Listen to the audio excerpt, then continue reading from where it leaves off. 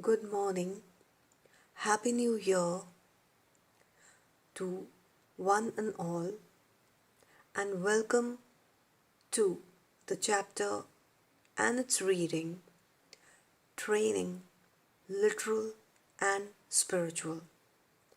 Just as in the literal training requires the exercise of the body and exercise of the mind, the training of the spirit is based on the exercise of the spirit. Let's start reading.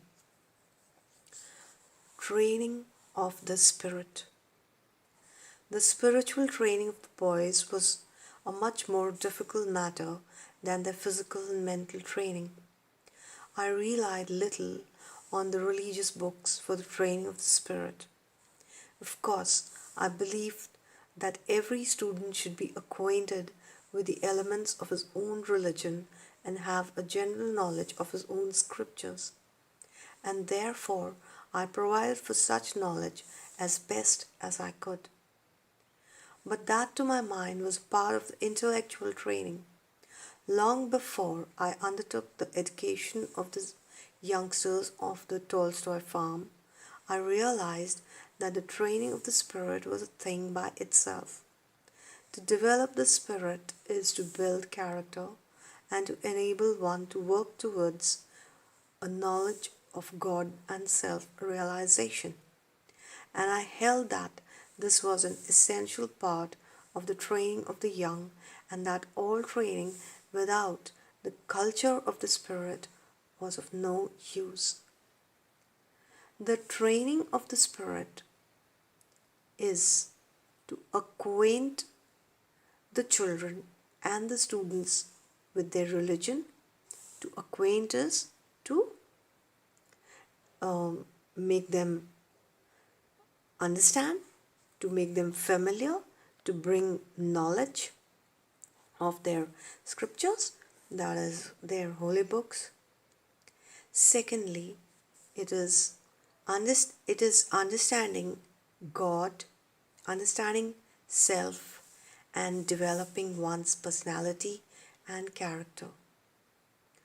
Gandhi realized that without the culture and training of the spirit, any training was of no use and might even be harmful.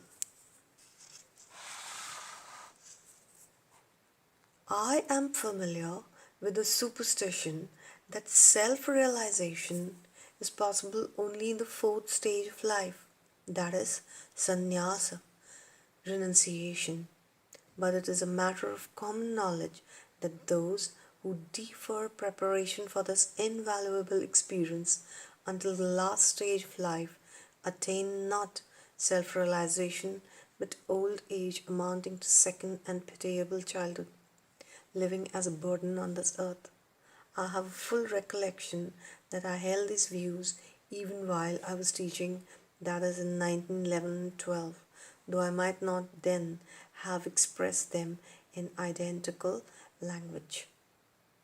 It is a common belief that, rather, Gandhi calls it a superstition.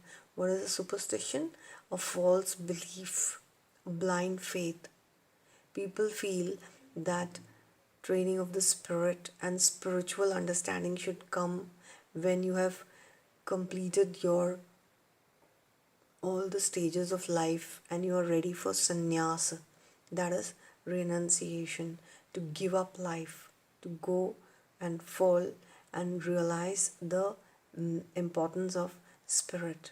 But according to Gandhi, understanding the spirit and spiritual knowledge at the age when you have grown old is not correct. Understanding the self during the old age becomes pitiable childhood. It's worth pity, and if you have not understood the self, then you become a living burden on this earth. And Gandhi, in his 1911 and 12 training, has even realized this, that self understanding Understanding and knowledge of the self should be given to human beings early in life and not later in uh, old age. So, reading of the scriptures should be encouraged not in old age but at young age itself. How then was the spiritual training to be given? I made the children memorize and recite hymns and read to them books on moral training, but that was far from satisfying me. As I became closer, as I came into closer contact with my students, I saw that it was not through books that one could impart training of the spirit, just as physical training was to be imparted through physical exercise and intellectual through intellectual exercise. Even so, the training of the spirit was possible only through the exercise of the spirit. So, here it is an aesthetic sense. It is the sense of Gandhi that the spiritual or the holistic training of the student has to be done, training of the body, training of the mind, and workout of the spirit. And it can't be done just by mantras or chants or reading. It has to be the practical experience of the spirit. The growth and the development of the spirit happens with practice and training of the exercise of the spirit. And the exercise of the spirit entirely depended on the life and character of the teacher. Yes, the teacher's life, character of the teacher is very important to impart spiritual training.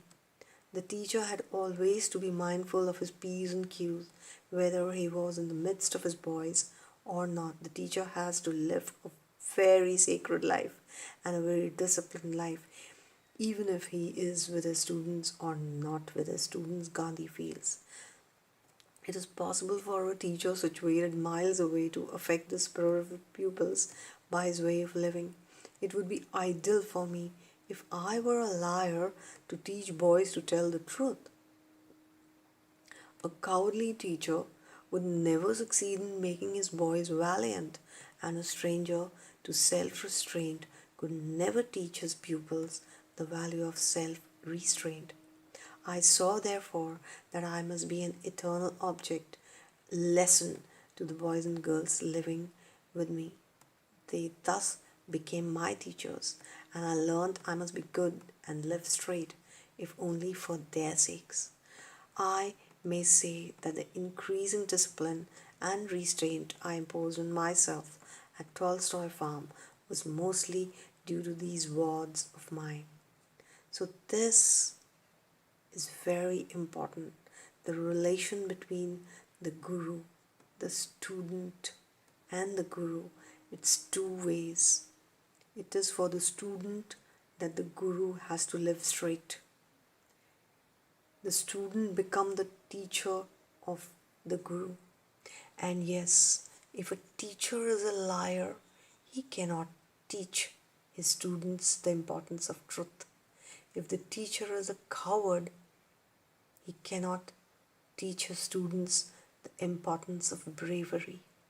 And if the teacher does not have self control, he cannot teach his students the importance of control in life.